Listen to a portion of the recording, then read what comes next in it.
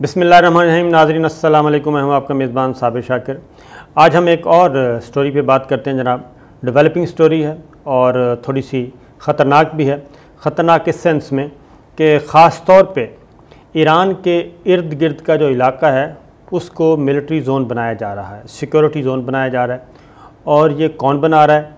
ये अमेरिका और इसराइल बना रहे हैं। और इनके पीछे कौन है? इनके पीछे और कौन कौन से इस्लामी मुल्क हैं, वो भी एक अहम तरीन सवाल है। लेकिन जो सबसे इम्पॉर्टेंट बात है वो यह है कि 20 जनवरी आ रहा है। 20 जनवरी बड़ा इम्पॉर्टेंट है। 20 जनवरी तक कुछ भी हो सकता है। वो इसलिए हो सकता है कि 20 जनवरी को अमेरिका में इंतकाल इक़्तिदार होना है, प्रेसिडेंट ट्रंप ने जाना है, प्रेसिडेंट जो बाइडन ने आना है और नई इंतज़ामिया नई पॉलिसीज़ के साथ आना चाह रही है, नई पॉलिसियाँ लेके आएगी। और माजी में जो प्रेसिडेंट ट्रंप से संगीन गलतियाँ हुई बकौल जो बाइडन इंतज़ामिया के, उनको उन्होंने ठीक करना है। और ख़ास तौर पे ईरान और चाइना के बारे में जो प्रेसिडेंट ट्रंप की एक इंतहा पसंदाना पॉलिसी थी, उसको प्रेसिडेंट जो बाइडन जो हैं वो नॉर्मलाइजेशन की तरफ लेके आना चाह रहे हैं। उसको ऐसा करना चाह रहे हैं कि कम से कम इन दोनों मुल्कों के साथ दुश्मनी वाली कैफियत या जंग वाली कैफियत ना हो। लेकिन उससे पहले जो कुछ हो रहा है अमेरिकन एस्टेब्लिशमेंट और प्रेसिडेंट ट्रंप कर रहे हैं, उससे लगता ये है कि वो ऐसे इक़दामात या ऐसे इक़दामात कर रहे हैं कि प्रेसिडेंट जो बाइडन को भी उसको रिवर्स करते करते टाइम लगे। एक बात। दूसरी बात, या फिर ऐसी कोई खुदा न खास्ता कोई ऐसी शरारत हो जाए कि ये ख़ित्ता ख़ुद ब खुद ही किसी लड़ाई की लपेट में आ जाए। और यही मैं आपको कुछ चीज़ें डेवलपमेंट्स हो रही हैं उनके बारे में बताता हूँ। एक तो इसराइली जो है जी, वो ईरान ने वार्न किया है, ख़बरदार किया है कि इसराइल खलीज में रेड लाइंस जो हैं वो पार ना करे। और क्यों उसने कहा, उसका यह है कि जनाब ईरान ने जो एक्टिविटीज़ देखी इसराइल के बारे में खलीज फ़ारस में ख़ास तौर पे, उसके बारे में उन्होंने कहा है जनाब कि कोई भी शरारत हो सकती है या किसी किस्म का कोई गेम ऐसी तैयार की जा रही है जिसमें ईरान को उलझाया जाए और ईरान को मजबूर किया जा रहा है कि वो रिएक्ट करे। और जैसे ईरान रिएक्ट करेगा अपनी जोग्राफियाई हदूद की हिफाजत करते हुए, अपनी सॉवरेंटी की हिफाजत करते हुए, तो ये एक नई लड़ाई शुरू हो सकती है। उसमें आखिरी दिनों में, यानी कि प्रेसिडेंट ट्रंप के आखिरी दिन चल रहे हैं, आखिरी दिनों में ये इत्तलात हैं कि जनाब इसराइल ने ख़ित्ते में एक अपनी आबदोज़ भेज दी है, यानी कि खलीज फ़ारस में। और अमरीकी बहरिया की आबदोज़ है USS जॉर्जिया। ये मिज़ाइलों से लेस जंगी बहरी जहाज़ USS पोर्ट रॉयल, ये जनाब दिसंबर के आखिरी हफ्ते आबनाए हर्म से गुज़री है और इसका रुख खलीज फ़ारस की तरफ है। अब ईरान जो है वो इसको ना सिर्फ मॉनिटर कर रहा है बल्कि तंबीह भी कर रहा है, वार्न कर रहा है। और उसने कहा कि वाशिंगटन 20 जनवरी को इंतकाल इक़्तिदार के करीब आते आते कोई भी मुहिम जोई कर सकता है। अब ये सिर्फ ईरान का ख्याल नहीं है, ये चाइना का भी यही ख्याल है।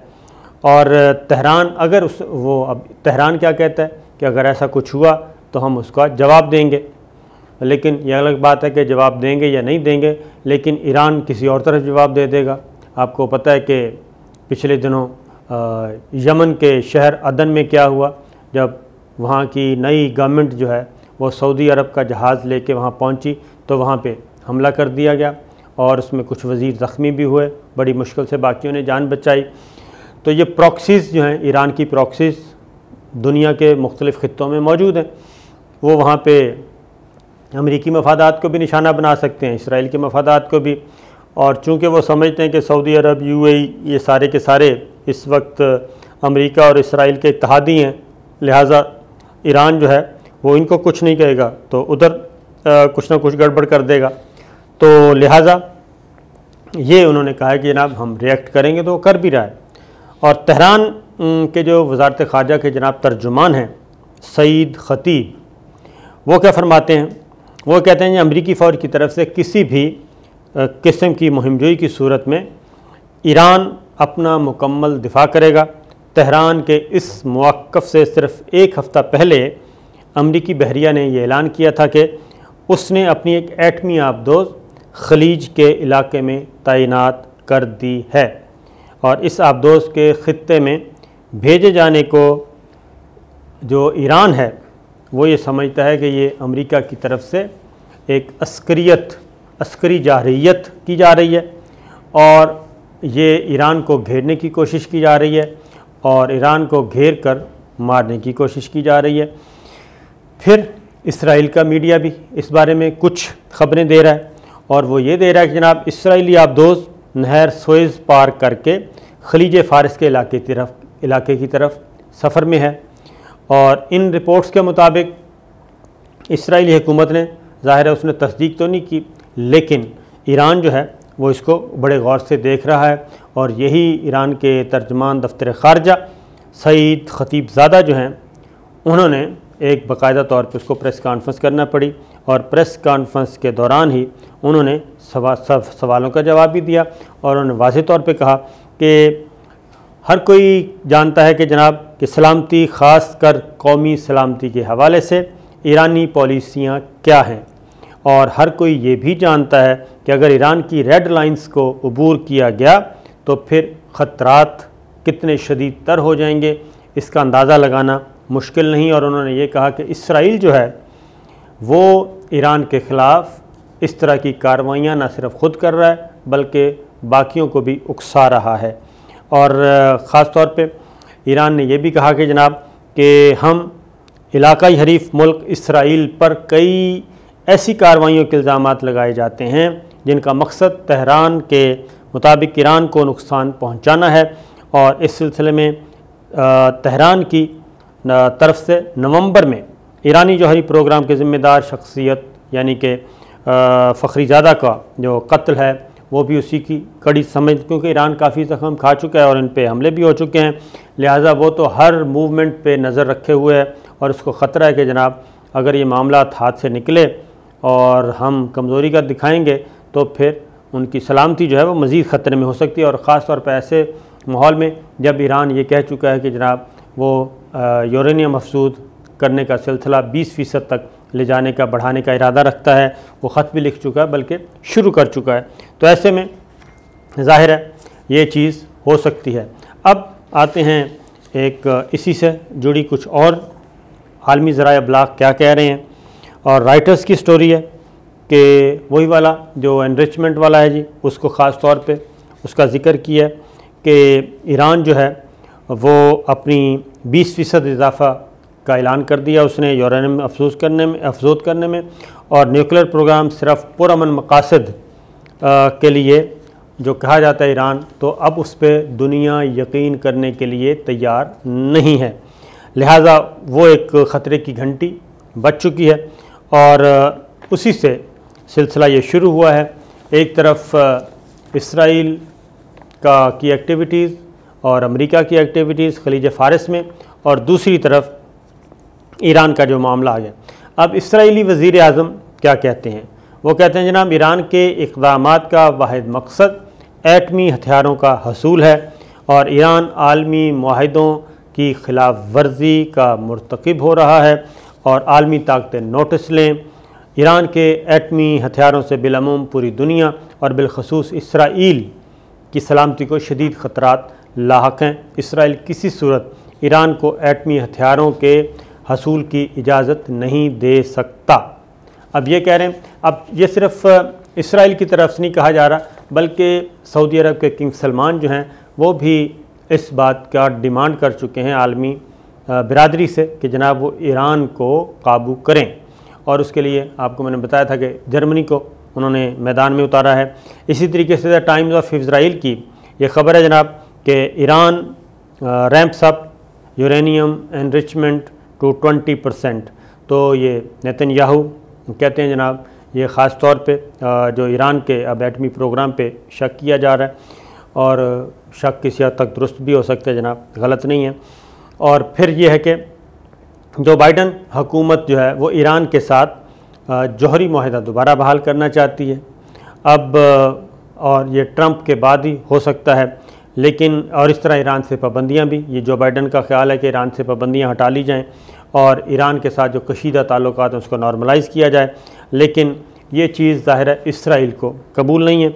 और इसराइल की जो लॉबी है अमेरिका में वो सख्त तरीन है, बल्कि इसराइल जो है वो बुनियादी तौर पे मैं समझता हूँ कि अमेरिका की प्रॉक्सी है, और जो बहुत सारे काम अमेरिका ने बराह रास्त नहीं करने होते वो इसराइल से करवा लेता है और कह देता है कि जनाब ये किसी के काबू में नहीं है।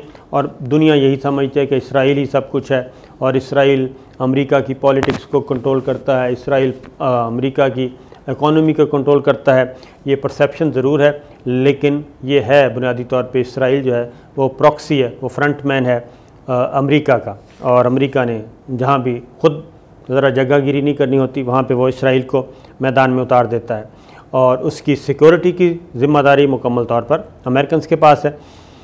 अब इसराइली वज़ीर-ए-आज़म के जो बयानात हैं जनाब, जो बाइडन काबीना से वाज़ेह और मस्बत रद्द अमल न आने की वजह से ईरान के साथ ताल्लुकात में मज़ीद तनाव पैदा किया जा रहा है, और इसराइल को थोड़ा बहुत शुबा है कि ख़दशा है कि जनाब वो वाले मौजें शायद हमें ना मिलें जो प्रेसिडेंट ट्रंप के ज़माने में थी।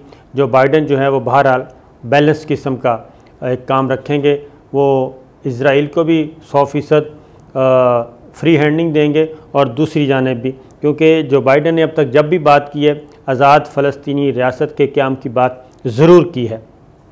इसलिए ये जो 20 जनवरी का ख़तरा है वो इसी तनाजुर में किया जा रहा है। फिर यरूशलेम पोस्ट की है जनाब, और वो ख़बर कि वो है कि ईरान के जो वज़ीर ख़ारजा हैं वो ये है कि जनाब ट्रंप जो हैं वो ट्राई कर रहे हैं फैब्रिकेट करने की कि ईरान पे कोई किसी किस्म का हमला कर दिया जाए। ये यरूशलेम पोस्ट की खबर है। और ईरानी वज़ीर ख़ारजा कि जनाब जब दुनिया कोरोना से नबुर्द आज़मा हो रही है, अमेरिका और इसराइल जो है वो बिलियंस डॉलर्स खर्च कर रहे हैं, किस पे कर रहे हैं? ईरान की जासूसी पे, और ईरान के साथ मुल्हक इलाके को मिलिट्री जोन बना रहे हैं। और इन तमाम इक़दाम की वजह से क्या हो रहा है जनाब, वो है कि आलमी ताकतों से उन्होंने अपील की है कि वो इन इक़दाम का नोटिस लें और अमेरिका और इसराइल को रोकें इस तरह के मामलात से। और ख़ास तौर पे वो यूरोपीय यूनियन से भी कहते हैं, रशिया को भी और चाइना को भी, ईरान अब इस तरफ भी उसका झुकाव है, ताकि साल के आगाज़ में कोई अनहोनी जंग जो है वो ना छिड़ जाए। और लेकिन ईरान ये कहता है कि हम पुरअमन तौर पे रहना चाहते हैं, बातचीत करना चाहते हैं, लेकिन इसराइल और अमेरिका और ख़ास तौर पर ट्रंप इंतज़ामिया जाने से पहले पहले कुछ ना कुछ हरकत करना चाहते हैं। अब ईरानी वज़ीर ख़ारजा ने ये एक और बात भी की है कि अमेरिका इसराइल के साथ मिलकर इराक़ में अमरीकी फ़ौजियों पर हमले की आड़ में ईरान के ख़िलाफ़ जंगी इक़दाम से भी बाज रहे। और उनका इशारा क्या है जनाब कि वो जनरल सुलेमानी को मार चुके हैं, और जनरल सुलेमानी को इराक़ में मारा गया था। तो ये सब कुछ बहाना इराक़ का बनाया जाता है, लेकिन टारगेट ईरान को किया जा रहा है और ईरान की आला शख्सियात को किया जा रहा है। इन हालात में जनाब एक और भी है, खलीजी जरीदे अल जज़ीरा ने जी एक रिपोर्ट शाया की है। उसमें क्या है, उसमें यह कि ट्रंप हुकूमत अपने आखिरी अय्याम में इसराइल के साथ मिलकर ईरान पर हमला कर देगी। रिपोर्ट में मज़ीद कहा गया है कि ईरान और इराक़ में ईरानी जनरल सुलेमानी की अवामी और सरकारी सतह पर बरसी मनाए जाने की वजह से अमरीकी हुकूमत में शदीद गुस्सा है। और ये रॉयटर्स की खबर है जनाब, ख़ास तौर पे उन्होंने भी इसी तरह का ख़दशे का इजहार किया है कि कुछ ना कुछ गड़बड़ होने वाली है, इसीलिए इसराइल और अमेरिका मिल के ईरान के इर्द गिर्द के इलाके को मिलिट्री जोन, सिक्योरिटी जोन में कन्वर्ट कर रहे हैं। और फिर ये कि अमेरिका ने जनाब इराक़ में तैनात अपने फ़ौजियों के ज़रिए रोकने की भरपूर कोशिश की, जिस पर ईरान ने अमरीकी हुकूमत को ख़बरदार भी किया, जिसकी वजह से हालात में कशीदगी पैदा हुई। लेकिन इसके साथ अमरीकी B-52 तैयारों की खलीज फ़ारस में परवाज़ों ने हालात को मज़ीद कशीदा कर दिया है, क्योंकि ये वो तैयारे हैं जनाब B-52 जो एटमी हथियारों से लेस किए जा सकते हैं और इनसे टारगेट लॉक करके फायर भी किए जा सकता है। ये ख़तरनाक एक्टिविटीज़ हैं जो कि हो रही हैं, और ट्रंप जो है ये अगेन एक और जनाब यरूशलेम पोस्ट की खबर, उसका हवाला दिया गया है और ईरान को ख़ास तौर पे ख़बरदार किया जा रहा है अमेरिका की तरफ से कि जनाब वो एस्केलेशन की तरफ ना जाएं, लेकिन हालात दूसरी तरफ हैं।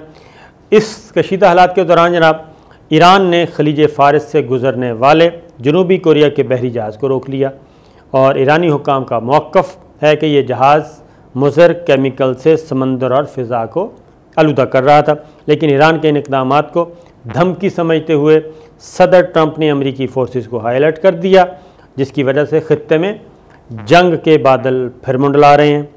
बरतानवी जरीदे दी एक्सप्रेस ने तमाम हालात को तीसरी जंग के ख़तरात से भी रिपोर्ट कर दिया, लेकिन अगर जंगी इक़दामात किए जाते हैं तो वाज़ेह तौर पर ये जंग दुनिया में ताकत के दो ब्लॉक्स के दरमियान होगी और इसके तबाहकुन नताइज बरामद होंगे। फिर जनाब एक और गार्जियन की खबर है और वो ये है कि जनाब अमेरिका ने अपना एयरक्राफ्ट कैरियर सिस्टम खलीज फ़ारिस में रोक लिया, जबकि मोहसिन फ़खरीज़ादा की हलाकत के बाद ईरान इसराइल ताल्लुकात में कशीदगी के बायस अमरीकी बहरी बेड़ा पहले से खलीज फ़ारिस में तैनात है और इसराइल ने मज़ीद F-35 तैयारों को ख़रीदने और जंगी इस्तेदाद में इजाफ़ा करने का ऐलान किया है ताकि जंग की सूरत में दिफा किया जा सके। अब F-35 जो अमेरिका ने देने हैं, इसराइल ने लेने हैं, तो इसमें कोई रॉकेट साइंस तो है नहीं कि किस लिए होंगे और किसने देने हैं। अमेरिका इसराइल के जंगी इक़दामात के जवाब में ईरान ने वाज़ेह किया कि अमेरिका ईरान के गिर्द जिन इलाकों को मिलिट्री जोन बना रहा है वो तमाम इलाके हमारे मिज़ाइल सिस्टम की रेंज में हैं, अपना दिफा की मुकम्मल सलाहियत रखते हैं। अमेरिका को यही नसीहत है कि अवाम को नए साल की आमद पर जंग में न झोंकें, वरना अमेरिका और इसराइल को भारी कीमत चुकाना होगी। ये यरूशलेम पोस्ट ने भी इसको शाया किया और रॉयटर्स ने भी शाया किया। तो ये है जनाब सूरत हाल इस वक्त खलीज फ़ारिस की और ईरान, अमेरिका और इसराइल की। तो देखते हैं ऊँट किस करवट बैठता है। दुआ यही करनी चाहिए कि अल्लाह ताला सबको ही, पूरी इंसानियत को जंगो जदल से बचाए। लेकिन क्या करें, जो इंसानियत वो एक जब इंसान दरिंदगी पे आता है तो फिर वो कुछ भी सारे होशो हवास खो बैठता है। तो अल्लाह खैर करे, क्योंकि इस सारी सूरत हाल का बताने का मकसद ये था कि ये सिर्फ़ इसराइल अमेरिका के टारगेट पे ईरान ही नहीं है, बल्कि अगर इस खित्ते में लड़ाई होती है तो फिर ईरान के साथ चाइना, पाकिस्तान सारे ये इसी मिलिट्री जोन में, सिक्योरिटी जोन में आ जाएंगे और फिर एक नया सिलसिला शुरू हो जाएगा। खुदा न खास्ता, इजाज़त दीजिए, अल्लाह हाफ़िज़।